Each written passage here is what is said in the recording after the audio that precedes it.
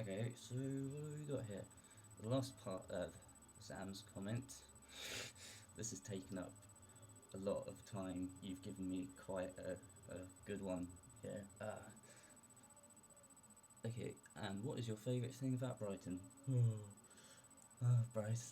Okay, basically, if you didn't know, if you don't know me that well, I shall fill you in. I was born and raised in Bristol, England, for about 10 years, and then taken over Brighton for 10 years. So I kind of grew up here because I'm back in Bristol now. And then I spent my teenage years there. So, you know, I sort of was raised in Bristol but grew up in Brighton. So Brighton's kind of like my home now. But I've moved back down to Bristol to go to university. So, that sort of sums up the situation. Brighton, I love Brighton. My favourite thing about it is that it is just so welcoming. It's a good place to be. It's easy to sort of get absorbed there. It's not like a huge place or anything. In fact, that's what kind of makes it quite enduring. It's quite small. It's easy to get anywhere. It's got kind of a nice sense of community, and it's a very diverse place. You know, it's gay capital of Europe, which is perfect reason for my mother to move there. I mean, you don't see much sort of discrimination going on or anything, and it's, you know, if there is, it's very much not tolerated, because they kind of go, where the fuck do you think you are? I mean, I was sitting around on the grass at one point, and some Londoners went up to me and just went, gay, and I was just like, mate, seriously? Well, you're not in London anymore, pal. What? There's a good chance as well that if you do say that as well, someone will just go, yes, and what? And what, really? But I digress, really. Yeah, it's a lovely place to be. It's got all kinds of awesome shops and lovely people, and it's very cool and also kind of tacky in a charming way, because it's got like a pier, and, you know, it's souvenir central because it's for tourists. That sudden jump to the future. It's me, but a bit later and in a cardigan this time, because it got cold. Stuff. I got slightly distracted by a few things. I was trying to piece all my pieces of previous video together, and it went a bit wrong because iMovie's a dick, and it's like, I'm not hungry, I don't want your videos, you disgust me, I'm gonna slap you in the face with my metaphorical technological hand. Backhand.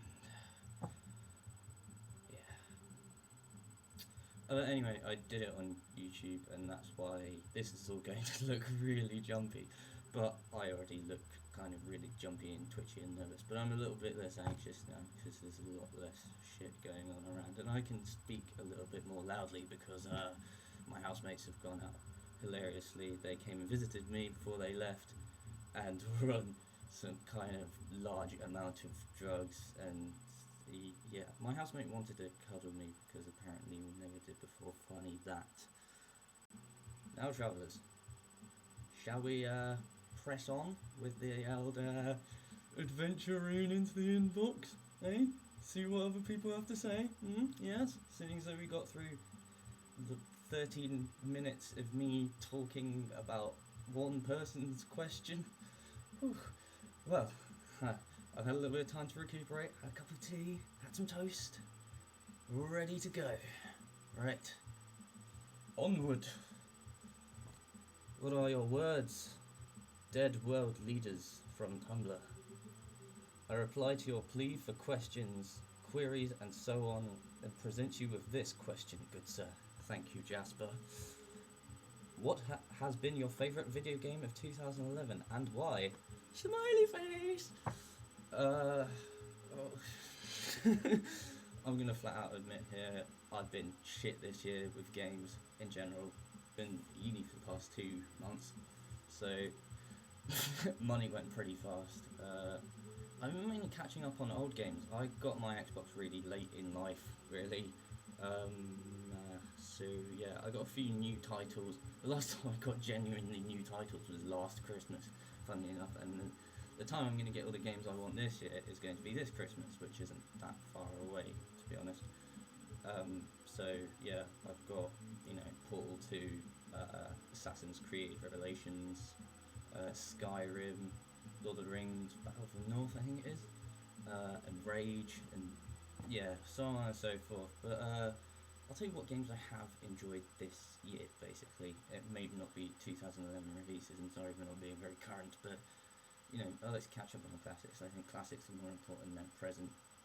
You know, some present games are going to be pretty mediocre. I mean, there's a lot of brown paper bag scenery coloured realistic modern warfare shooter games, and suffice it to say, yeah, I really enjoyed the likes of playing Dragon Age, the first Dragon Age game. I don't really want to play the second one, it doesn't look very diverse, but I really enjoyed it, and it's got a lot of flaws, and it's not like the most beautiful game ever, although I did play it in HD, and it was pretty glorious then. But yeah, I played through all 3 Assassin's Creed games leading up to Revelations. First one, hey, do you like repetitive tasks? Do you like climbing buildings? Do you like repetitive tasks? Then you'll love Assassin's Creed 1. Yeah, I mean, it's alright. It's boring quite quickly. The only thing that kept me going was kind of the plot and wanting to go into 2 because I bought them both on the same day. I did enjoy the second one a lot more, and then the third one I loved. Although the thing is, I seem to be always drowning in Florence because I'm like, money, I can buy all the things, and then I drown in wealth, and yeah, and then I get about halfway to collecting all the flags and stuff, and then give up hope because I'm distracted by the next shiny thing. Also, I played Bioshock 2. I played Bioshock 1 like last year, and I also played Fallout 3 last year as well. So I played New Vegas end of last year, beginning of this year. Great game. Love Fallout. Ever since I never played like the original ones, but I played Brotherhood of Steel. Yeah, they're all really awesome. It's got a great style about it, really. Just, yeah. It even makes you forgive some heinous fucking bugs by Bethesda, really, which I can imagine is going to be the same unanimous feeling in Skyrim. Looking forward to that. I was also given, oh yeah, Red Dead Redemption Undead Nightmare. I haven't actually played Red Dead Redemption because I haven't been able to afford it, because the price, like, it stayed at quite a stable second-hand price for a while, so I've kind of been like, yeah. But I did enjoy Undead Nightmare. The survival mode online was pretty good. Kind of, yeah, working as a team, but also simultaneously shitting yourself because you've got waves of maniacal fucking undead running at you, and yeah, it's mental, but fun. Story mode's fun. And yeah, you actually get like normal online multiplayer as well, which is pretty cool. So you're not completely disconnected from that world entirely. So yeah, I'm curious to actually get the original Red Dead Redemption when I have money again. Yeah, Dante's Inferno. A game with cool style, probably very inaccurate to the I forgot what it's called now. Yeah, the Divine Comedy. That's the one. Oh god, my camera's gone weird. Stop it. Stop it. Yes, good. Thank you. Good boy. Yeah, sorry about that. Yeah. A game that was overall quite nice in style and idea and concept and that. it just kind of, it was irritating as fuck. There's no way I can sugarcoat that. It's just like you die and you go back like an awful amount, or like you have to do like the same scene over and over again, and you kind of genuinely start feeling like you're in hell. Dodgy fucking camera angles and a combination of that, and you don't know how far you're jumping, and if you can make it to a ledge, and it's like you are died, and it will give you like some ancient quote, and then you strive to kill yourself a lot. I mean, you can only do it once, but you feel like you can do it more than once at times with that game. I kind of gave up on it a bit, I'm honest with you. Okay, basically I love Dragon Age because, well, I'm a soft spot for fantasy, you know, the whole, you know, when you kind of watch Lord of the Rings and you're kind of like, yeah, I want to get involved in that shit. You know, I'll probably die a horrible fucking death. At least it'll be sort of, you know, really honourable and for saving this whole beautiful place. I mean, Lord knows we're out of sort of ideological wars now. It's just sort of sketchy armour country, and then batter it to death, or at least batter its culture to death until they, you know, hate you, and then, you know, repel you with guerrilla warfare. Got off topic a little bit, didn't I? But yeah, I don't know, it's just got that sort of like fantasy epic adventure appeal to it, which is, you know, it's good fun, and you get a lot of choice. You get to create how your character looks and sounds, and you get to choose their race and their background, so you can do like an origin story for them where you're basically, every single one, your life goes to absolute complete shit. You know, like, you're a prince, your parents have died because you've been betrayed, or, you know, you're a commoner, your life fucking sucks and we're just about to make it even worse by, I don't know, killing your wife and, you know, raping your dog. Just, yeah, it's but, you know, it's such the way with things as a beginning to a story where you become a hero, because you kind of go from the bottom to the top. You know, it's not perfectly done, the game, but it was well executed and it was really cool, and I really enjoyed playing it.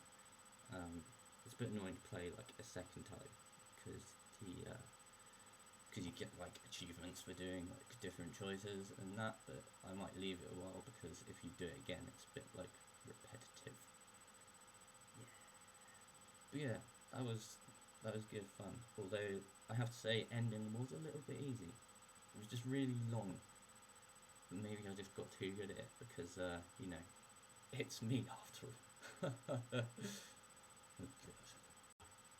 New Vegas I really enjoyed because Fallout 3, its predecessor, was really good. Buggy as hell, and so was New Vegas. But I didn't get it when it was at its most buggiest when it first came out, because my one was patched by the time I had it at Christmas. So no like disappearing houses and, you know, general weird biblical shit going on.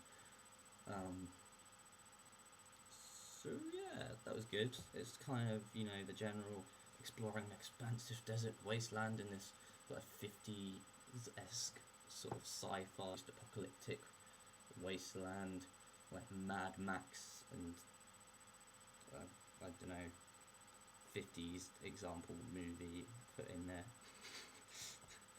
I was tempted, like the first thing that came into my head was Greece, and I was like, no, that ain't right. Yeah, that was fun. I'm just a little bit disappointed that they still didn't really change the graphics or anything. They're still, but it's, you know, still kind of buggy, and the people still kind of look like waxworks. Like they were all made at Madame Tussauds or something. Yeah, aside from that, I do really enjoy it. It's just got this immense duality about it, because kind of like, really, you haven't changed it since 2008. They had a lot of new sort of features and stuff, and it made like controlling your companions a lot easier,